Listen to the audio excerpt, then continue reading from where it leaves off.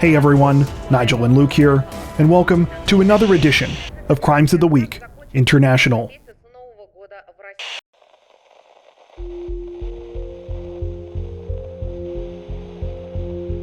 Authorities in the Chinese province of Hubei announced the successful end to a 4-month-long investigation into a recent gold heist this week, revealing that they had arrested the suspect allegedly responsible for the crime and had recovered more than $460,000 worth of stolen valuables. The whole thing reportedly began back on December 6, 2023, when the owners of a gold store in Hubei's Tongcheng County opened to discover that they had been the victims of a burglary. The business had been robbed of 533 pieces of gold jewelry and other products, weighing in at nearly 6 kilograms or 13 pounds. It was valued at over 3.33 million yuan, or about $460,000 US. Adding insult to injury, the store in question had only celebrated its grand opening 3 days before the devastating crime. After beginning an investigation, authorities discovered that the heist had been pulled off by a single man, one who had clearly put a lot of thought into his plan. He was disguised with a hat, mask, and gloves and had hidden in a secluded stairwell in the shopping center where the store was located prior to the burglary. Once the coast was clear, the man broke into the business using an oxyacetylene torch to cut into the store's safe. He was in and out with all that gold in less than 2 hours. Once the heist was completed, the suspect was careful to cover his tracks. He only used cash while on the run, avoided staying in hotels, and continued to stay on the move, traveling through multiple provinces and switching vehicles and routes often. Despite these careful steps, the suspect eventually made a mistake when he left behind forensic evidence on a motorcycle he had been using. Analysis came back as a DNA match to an ex-convict by the name of Xie. Using this identification, as well as other evidence reportedly found on banknotes that Xie had been using, police were eventually able to track him to an abandoned bus station in China's autonomous Guangxi region. This is apparently where Xie is originally from. Following his arrest, Xie was reportedly uncooperative with police, though authorities were eventually able to get more information about him after tracking down his former girlfriend and daughter. At this point, Xie allegedly confessed to carrying out the December gold heist, which he said he planned after his release from prison in April of 2023. Using the information Xie gave them, police were able to recover the stolen gold, which had been wrapped in socks and underwear and buried in an undisclosed location. At the time of this recording, Xie remains in custody, though no information has been released about what charges he is expected to face.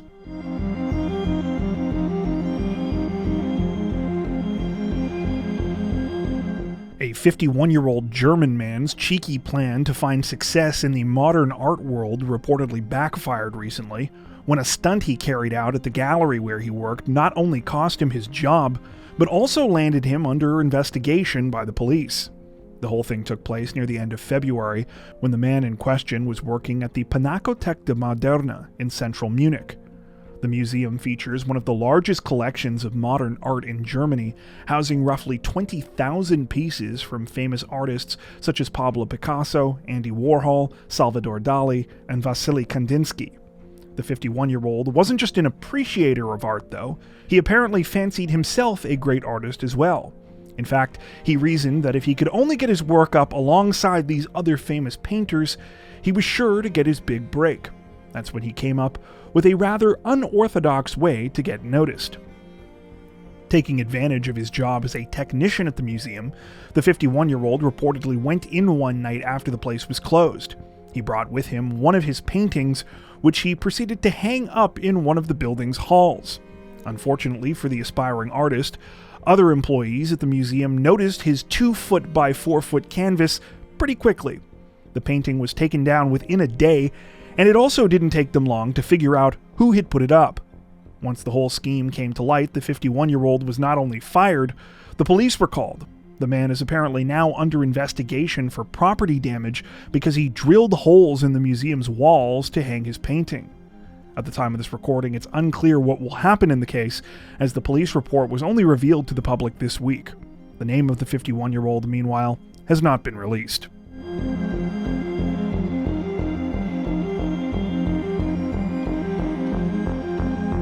Authorities in the Indian state of Haryana say that a woman and her 2 alleged accomplices were arrested last week after they allegedly carried out the brutal murder of a shopkeeper, which the main suspect later referred to as a human sacrifice. According to reports, the incident began sometime on April 10th when 44-year-old business owner Mahesh Gupta left his store in the city of Ambala to complete a delivery. When he failed to return, family members started retracing his steps, eventually learning that Mahesh had last been seen while heading to the home of a former employee of his named Priya. When the family members traveled to Priya's home, there was no answer at the door. However, they spotted Mahesh's scooter close by. Concerned about his safety, they forced open the door to the residence, only to stumble across a horrifying scene. Priya, her brother Hemant, and his wife Preeti were in the middle of trying to drag Mahesh's body across the floor. He was unresponsive, and there was a scarf wrapped tightly around his neck. Police were called, and Mahesh was rushed to a local hospital, though sadly, he was pronounced dead upon arrival there. Other injuries were later found on his body, consistent with an attack. The situation only got more disturbing when police arrested Priya, Hemant, and Preeti and questioned them about what had happened. That's when Priya revealed the chilling motive behind the crime. Priya explained that for the last 4 or 5 days, she had been having extremely vivid dreams. In these dreams, a goddess had repeatedly appeared to her, demanding a human sacrifice. The crime is all the more tragic because according to those close to Mahesh, he really cared for Priya. Even though she was an ex-employee of his, he always treated her like family. At the time of this recording, Priya, Hemant, and Preeti all remain in custody. They are now awaiting formal charges as the investigation continues.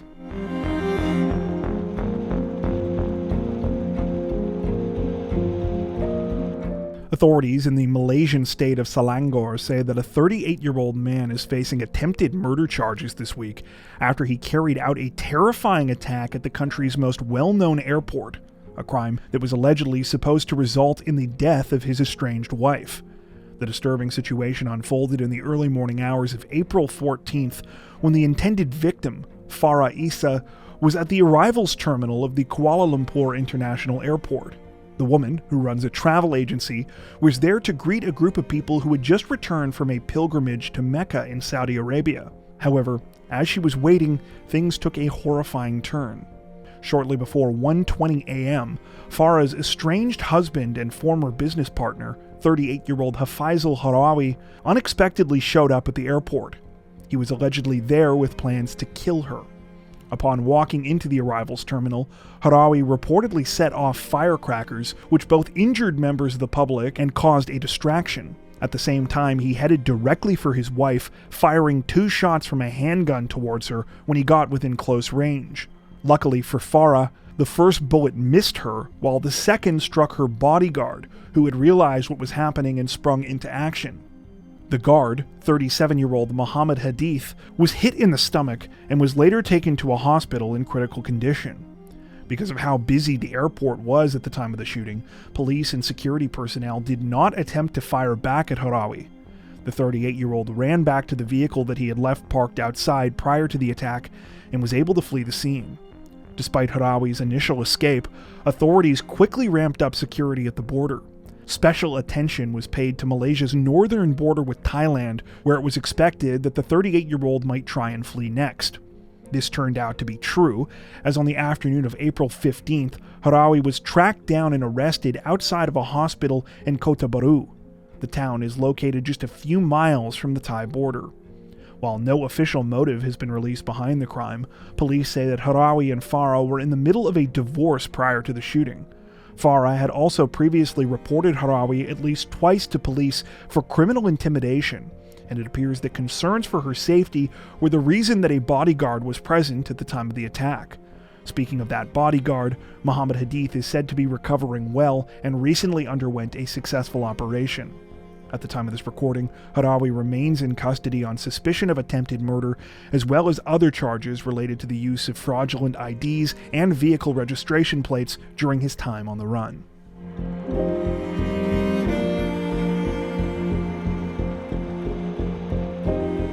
Authorities in Brazil say that a woman has been arrested and is potentially facing a number of charges this week following a ridiculous and brazen incident in which she wheeled a dead man into a bank as part of an alleged scheme to fraudulently obtain money from a loan. According to reports, the whole thing started sometime on April 16th when the suspect, Erica de Souza Vieira Nunes, walked into a bank in the Rio de Janeiro neighborhood of Bangu. At the time, she was pushing a man in a wheelchair, later identified as 68-year-old Paulo Roberto Braga.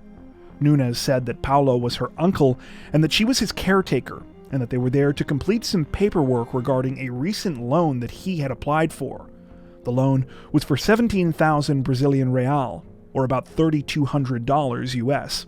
However, after sitting down to sign the paperwork, bank employees quickly realized that something wasn't right. It wasn't that hard to tell from the sounds of it. Paulo was extremely pale and unresponsive, and Nunes was holding up his drooping head with her hand. In case you hadn't guessed it already, Paulo was dead. Though the plot may have been pulled straight from the script of Weekend at Bernie's, the whole thing was understandably a lot less funny in real life. Bank employees watched in horror and began to film what they could as evidence as Nunes tried to force a pen into the dead man's hands so that she could have him pretend to sign the paperwork. While other staff members called the police and waited for officers to arrive, Nunes allegedly attempted to keep up the macabre charade. She talked to Paulo as if he was alive, at one point saying, quote, "Uncle, are you listening? You have to sign it. I can't sign it for you." When one of the employees involved in the situation questioned Nunes about Paulo's condition, remarking that he looked sick, she replied, quote, "He's like that. He doesn't say anything." Police eventually did make it to the bank, where Nunes was placed under arrest. It was later determined that Paulo had likely been dead for at least a few hours before being brought to the bank. At the time of this recording, authorities say that they are still investigating the whole situation and are trying to determine if others were involved. They are also looking into the circumstances surrounding how the bank loan was initially applied for and whether Paulo and Nunes are even related. Nunes currently remains in custody and is expected to soon face a number of charges, including theft through fraud, embezzlement, and abuse of a corpse.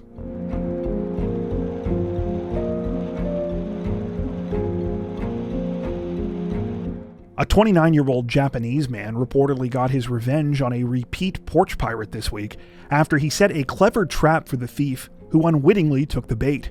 According to reports, the whole thing started recently when the 29-year-old victim, whose name has not been released, got fed up of having packages stolen from his apartment in the city of Owariasahi. Rather than giving up on online delivery altogether, he instead came up with a plan. On April 15th, the man left a sealed cardboard box outside of his door, disguised to look like a regular package. Inside were some random items, a computer mouse, some other assorted knickknacks, and most importantly of all, a GPS tracker. Sure enough, within a few hours of putting the box outside, the 29-year-old noticed that it had been stolen. He looked up the location of the tracker, then reported the situation to police, who were quickly able to find the suspect, 49-year-old Mami Kondo. After being caught red-handed, Kondo was arrested. Police say that they are now investigating her in connection with a number of similar thefts that have happened in the area since last fall.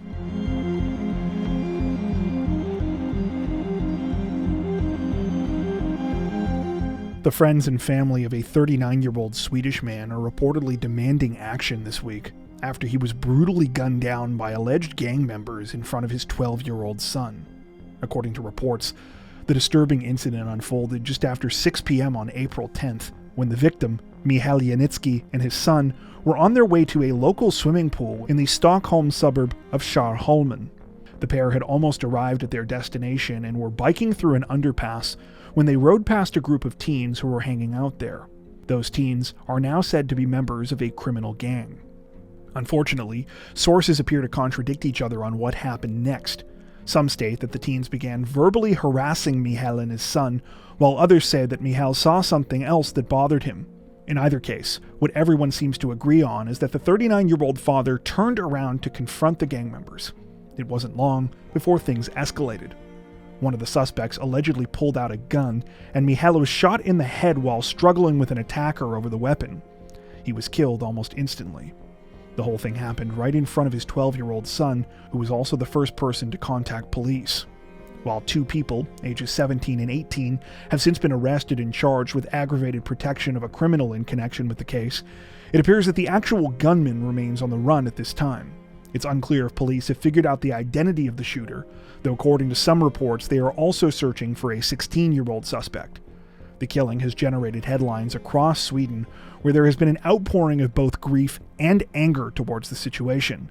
Many are now calling on politicians to do something about the unprecedented levels of gang-related crime in the country, an issue that has grown significantly over the past 10 years. According to reports, the number of fatal shootings in Sweden has more than doubled since 2013, with much of the rise attributed to gang-related drug crimes. In interviews after the murder, Michael's family members described him as an incredibly loving and devoted father.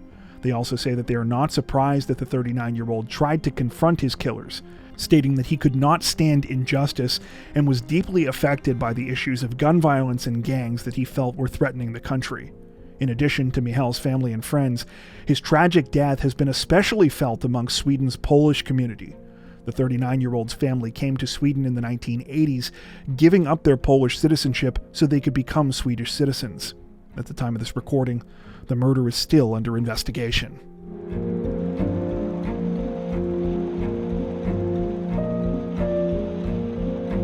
People across Australia are in mourning this week, following a horrific act of violence at a shopping mall that left 6 people dead and at least a dozen others wounded. The awful situation unfolded on the afternoon of April 13th at the Westfield Bondi Junction shopping centre, located in Sydney's east. It began at around 3:20 p.m. when a man, later identified as 40-year-old Joel Couchy, walked through the doors of the busy mall armed with a large knife. Moments later, he began stabbing people. Though witnesses in the vicinity quickly ran for cover and began to scramble for safety, due to the size of the multi-level building, it took some time for shoppers in other areas to realize what was going on. While this was happening, Couchy continued to walk through the mall, ruthlessly attacking victims as he went. At least 18 of those who crossed paths with the 40-year-old would sadly be unable to escape in time. Among these were 6 victims who would tragically lose their lives before Couchy was finally shot and killed by a responding police officer. Those victims would later be identified as Jade Young, a 47-year-old mother of 2 and architect, 55-year-old Pikria Darshia, an artist originally from Tbilisi, Georgia, 25-year-old Cheng Yixuan, a Chinese international student studying at the University of Sydney, 25-year-old Dawn Singleton, a retail employee and daughter of a high-profile businessman, 30-year-old Faraz Tahir, a recent immigrant from Pakistan who is working as a security guard at the mall, and finally, 38-year-old Ashley Good, a new mother who died trying to shield her 9-month-old daughter from the vicious attack. Ashley's daughter was among the 12 others injured in the attack and was initially taken to the hospital in critical condition. Thanks to the bravery and quick thinking of bystanders who came to the child's aid, it now appears that she will survive. This was far from the only courage and heroism that was displayed during the devastating incident. Faraz Tahir reportedly died while trying to protect others while carrying out his duty as a security guard. And a now viral clip shows one man single-handedly fending off Couchy as he attempts to access upper levels of the shopping center. This man, who has since been identified as a French citizen named Damien Garot, was captured on video wielding a plastic bollard pole while preventing Couchy from moving up an escalator. Garot, who has been dubbed Bollard Man by some online, was praised for his actions after the attack, with the Australian president going so far as to say that he was welcome to stay in the country indefinitely. Understandably, even more praise has been directed at the person who actually put a stop to the attack, New South Wales Police Inspector Amy Scott. Scott was at the Westfield shopping center as part of her routine duties at the time the attack began, and was the first officer on the scene.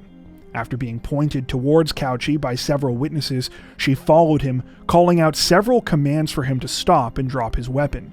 Couchy did eventually stop, though he turned around and reportedly tried to rush Scott with his knife. She fired at him with her service weapon, hitting the 40-year-old 3 times.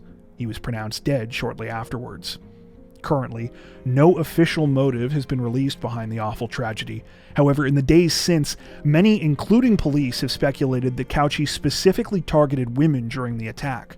As we already mentioned, 5 of the 6 people killed were women, as were a further 9 of the 12 injured, not including Ashley Good's baby. While Cauchy had a documented history of mental health issues going back to the age of 17, even his own parents appeared to acknowledge that this motive was possible.